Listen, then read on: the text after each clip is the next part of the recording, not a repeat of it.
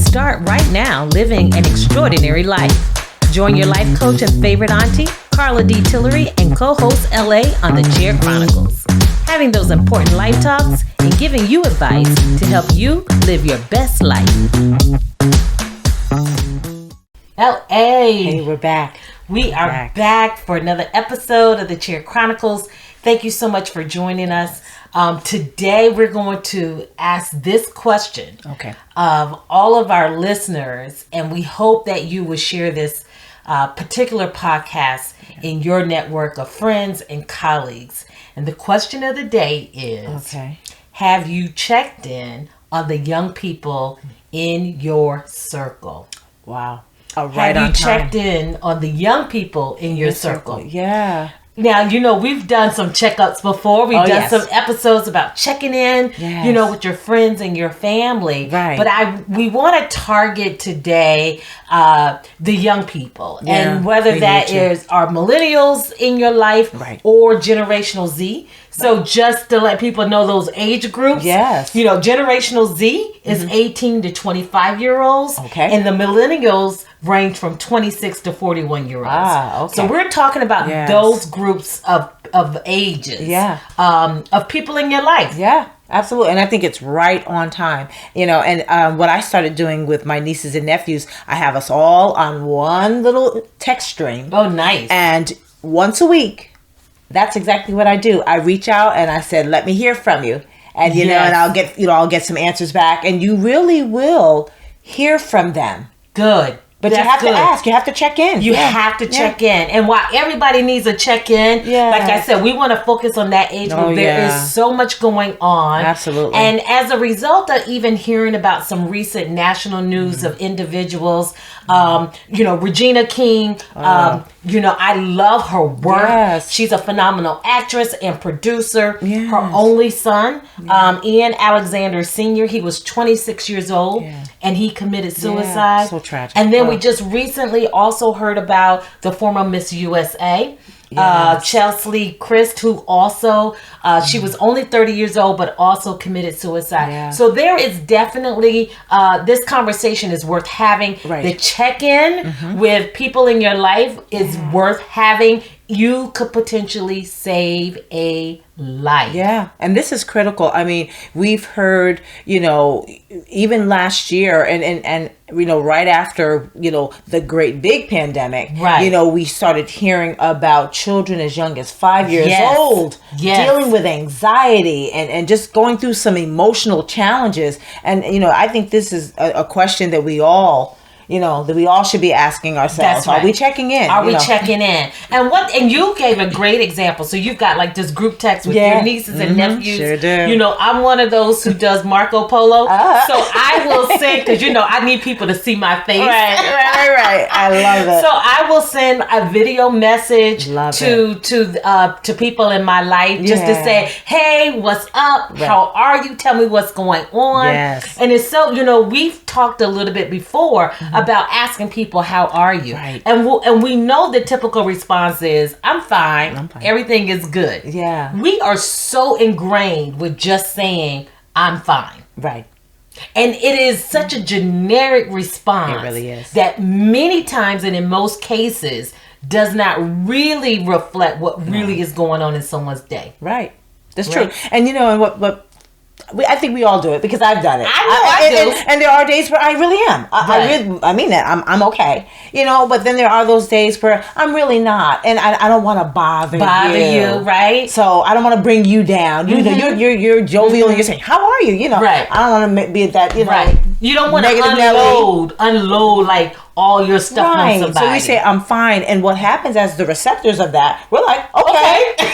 Exactly. We're like, okay, you said you're fine. All right. Then you're fine. Right. But in some cases, we do have to learn how to really discern and use our senses, right? To hear what we do not hear. To hear the unspoken. Yeah. To hear the unspoken. Because oftentimes we're saying we're fine and there's so much else that was not said. Right. That we might have to tap into. So sometimes we need to say, how are you feeling about your work? How are you feeling about your career? How are you feeling about your day? Right? How are you feeling about your family? What's going on, with your schoolwork? How are you doing? Are you doing well? Sometimes you just have to ask, 3, 4, 5 questions. Right, to get to that answer.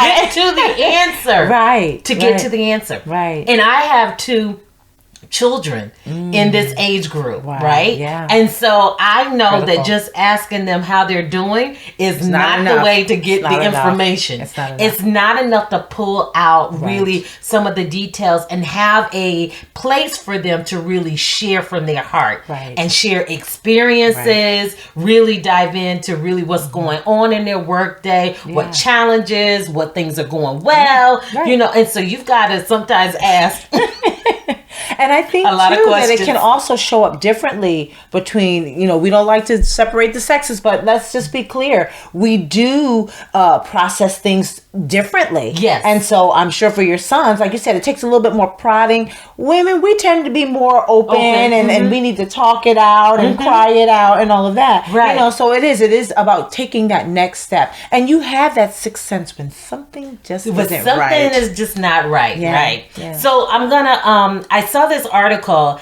and I was like, oh my God, this is perfect, right? To share with people. And the name of the article is Young People Are Increasingly Overwhelmed at Work. And this was printed in the NBC Connecticut news. And they had done a survey of 20,000 workers. And again, this was for Generational Z and the millennials. Okay. So we're talking about that age group between 25 and 41. Right. 61% of those who responded in this survey under the age of 35 were most concerned about their finances, job security, and failing to meet their career goals in the next 10 years.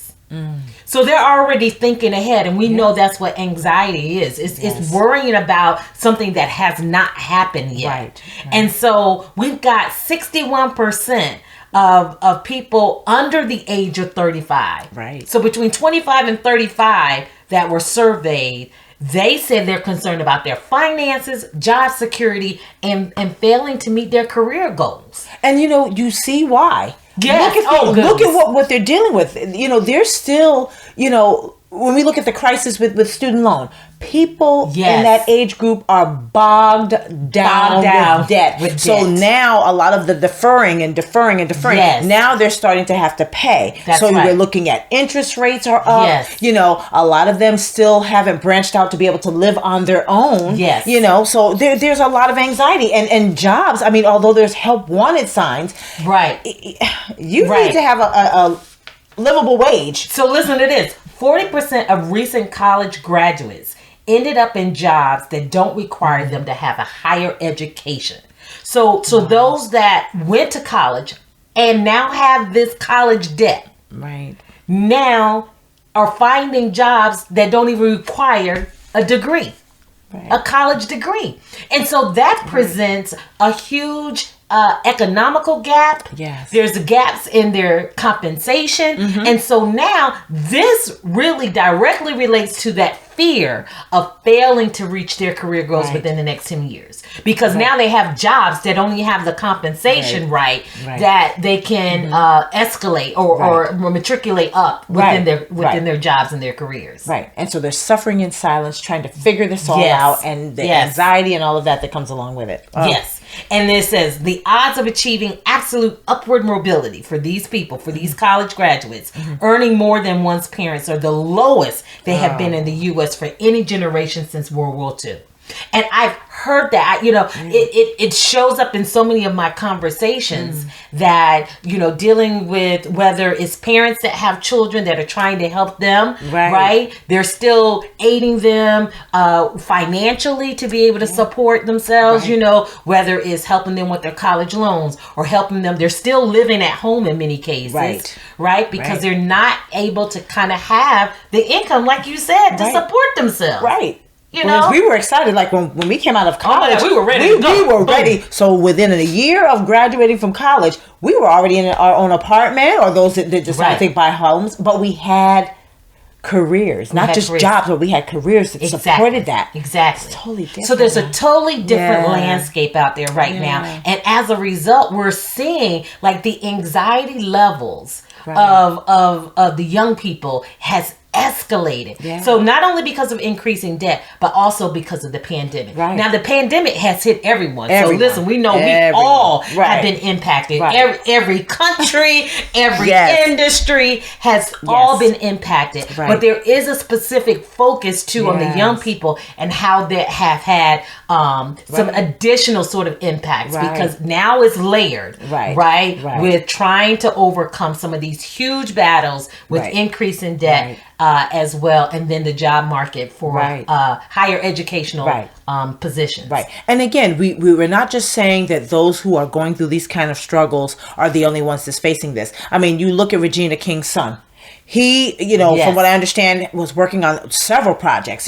Very bright young man. So what were his circumstances that created that? Because there definitely was some anxiety or fear or something going on. Something was going on. Look at the woman that the former Miss USA. Yeah. Like, my goodness. So it's odd because from the outside, we're thinking of looking at them with high achievements, success all around, no financial issues, they're socially well accepted in the public eye, and they're doing all these great things with all these projects and all of these special things that are even given back to the community in many ways for the former Miss USA. So we're looking at it like, what in the world was going on, and why would they based on these reports, it was based on suicide. So, we're like, what was going on that they felt like there was no hope, and that the only way to escape it, perhaps, I don't know what their thoughts were. Right.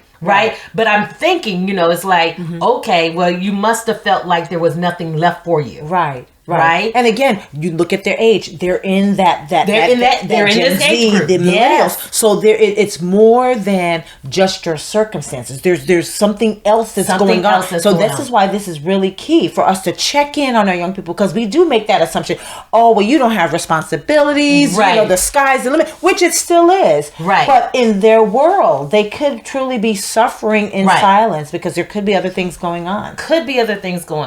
So some of the symptoms of like anxiety are like restlessness, uncontrollable worry, irritability, and that increasing, difficulties concentrating, and having, sleep problems. Either you can't fall asleep or either you can't stay asleep. And so, at some point, a lot of these things seem very like normal, right? But when they get to the point where they're impacting your ability, to live, or you're having, suicidal thoughts, right? That's when it is a problem, and you need to seek help. You need to find, seek your doctor, talk to your doctor, talk to someone who can connect you with the right resources, because there's something else that's going on. Exactly. And I think, we as the older bunch, we also have to think about where we were at their age. There's a lot of insecurity. There's, wanting to have success, and success again looks different for each person. And so I think it's really important that we look at those cues, especially about, especially the people that we're really, really close to. Because I have a niece who is a worrier, and I did not realize that when she would send me random texts. You okay, Auntie? And it always alarmed me because I could tell that in that asking, was I okay, she was worried. She was worried for you. She was worried for me. And so I would always have to preface it with, Auntie is, I am good. I thank you so much for being concerned about me. How are you doing? Because we tend to kind of gloss over those words, those kind of words. So I know that she's a worrier. So but I'm talking to her, I always frame it around making sure that she feels secure, that it's okay. I acknowledge that she's not feeling great that day. Right. You know, and it really has helped. It really has helped because I see the change now with trying to get better sleep and things like that. So these signs are things we have to pay attention to. We have to pay attention to it. Yeah, we can't go self-rep. And the other ironic thing I think about what I believe is happening, even we've talked about this before too, just about social media and like sort of like this brand and this image that people portray. Yeah. And again, like sometimes we need to reflect on what we don't see. Right. Right. So if you see that somebody is always having a great day, you know, and of course you might not want to post, you know, when things aren't going good. So I get that. Right. But when you hear somebody say, I've never seen them have a bad day, I've never seen them have a bad moment, and we've heard some of these comments from people that were in like the circle with the former Miss USA, like she always had a good day, she never had a bad moment. Right. Sometimes that should tell you something too. Because it is normal to have some ebbs and flows and you of emotions, right? And of other things. So maybe that person wasn't who they felt like being vulnerable to. Right. Now, you know, you got to take that in retrospect too. Exactly. Because, you know, I have certain people in my circle that are going to know more of those intimate details about my emotions, how I'm really doing, etc. Right. So that comes into that comment about I'm fine. You know, I'm fine may be appropriate for certain people who are asking. Right. Right? But you need to have a trusted circle that you can be vulnerable to, that you can allow them to come in and be and trust that they're going to be careful with you. Right. And I think that's the other part of it with social media. You have to take a break from that. And that's Twitter, that's Instagram, that's Facebook, all of it. TikTok. Sometimes you have to just step away from it. And again, I'm not saying that people, you know, who wants to post something tragic in their life? But I have seen some posts where people were raw. They were, you know, expressing that they weren't happy. They weren't having a bad day. And you know what? I was able to glean, you know, how they were able to, you know, overcome it or go through it, continue to go through it and ask in a public way, you know, pray for me or think of me in your thoughts. You know, I'm going to continue to press through. And, you know, and they received wonderful words of affirmation and you know what, those are the posts that truly mean, because like you said, people that is always glory holly, you know, did nothing ever happen to me. It's not true. It's not true, and you can't focus on that. And it's not that you're wishing anything bad for anyone, right? But you also have to, like you said, know who to trust with those intimate parts of yourself. Right. But talk to someone. Talk to someone. Right. Some of the things that, you know, like I said, some of these symptoms are very much like normal. Within a certain boundary and within certain amount of reason. Right. So if you kind of have like all of these symptoms escalated and they're continual, you do need to seek help. Right. Some of the things that, you know, some of the professionals say is, you know, that self-care treatment, right? Yes, right. So things you try to do on your own, whether it's finding some kind of stress management techniques, whether it's relaxation techniques, sometimes just taking a vacation, taking a day to yourself to do something that you enjoy, will allow you to sort of put you back in a better place, in a better state of mind. Right. Exercising, right? Kind of it physically, it releases a lot of different things. Endorphins, just get you going. Exactly. It's medically been proven that exercising has so many benefits to not only your physical health, but your mental health, and also making sure that you have a supportive network. And the other thing is increasing the positivity within your life. Now we talk about, you know, positive affirmations. You know, I'm big on that. I just had a post and it was about, I was smiling and I was encouraging everybody to, you know, just smile. I realized that I was having a good day. So I took this photo of me smiling and I shared it, right? But I also said when my day is not going as well as I like, I will also post another picture of me smiling. And that is my kind of personal, like, self-care treatment for my mental health and my physical health, is to try to put a smile on my face even when things aren't going so well. Right. Because increasing that positive environment can help reduce anxiety. Right? I don't just talk it just to be like coy with people and just be like, okay, smile even though, your house just burnt down or something very tragic happened. Right. But I do believe the power of our words. I do believe trying to push yourself, right, to create a positive environment can do so much good for you. Absolutely. So much that good is so for true. you. That's so true. Yeah. That's a good nugget. So I do try to, and it's funny, this morning, right? I was walking into the kitchen to get a cup of coffee, and I had like this frown on my face and these wrinkles in my forehead. And my husband came up to me and he sort of was like, relax your eyebrows, like relax. And nice. I didn't even realize that I had that expression. Right. Because we do that. He said, you always do that to me. We do that to each other. Right. Because sometimes you're just not even aware that you might have been in deep thought, that now your physical reaction to the thought is you're frowning and you're all crunched up. Yeah. And so the minute I did that, it was like, I have to take a deep breath. Right. So we have to check each other. We have to check in on each other. Yeah. And so if you see someone frowning, do help them smile. Help them out.